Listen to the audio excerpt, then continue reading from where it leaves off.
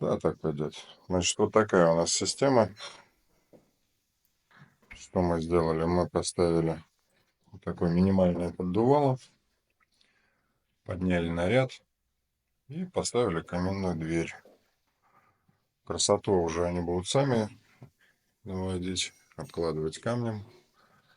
Что самое главное, да, мы вынули трубу из вентиляции, куда воткнул предыдущий так называемый мастер, и сделали ее по прямой. И теперь вся эта конструкция будет работать. Это главная задача, которая перед нами стояла.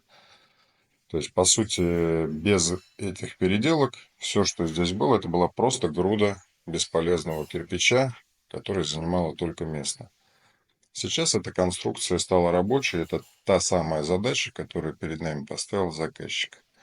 Красоту, они уже сказали, будут наводить своими силами в целях экономии средств. Ну, в принципе, это уже не так важно. Главное, что эта вещь будет работать. И главное, что в дальнейшем она еще будет и красивой. Так что напоминаю вам, что заказывать нужно специалистам, например, вот таким вот, у которых руки растут из нужного места. Обращайтесь, ставьте лайки, ждем ваших звонков и заказов. Всего вам доброго. Про вот этот момент сказал, что товарищ.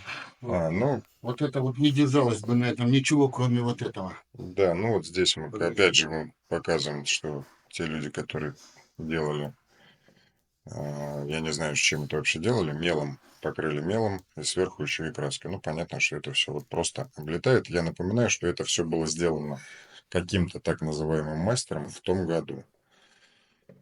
Мы же прошлись вот таким раствором, и его просто сейчас уже даже молотком даже не отберешь. Это раствор цементный с жидким стеклом. Собственно говоря, это очень прочная и жаростойкая вещь. Всего вам доброго.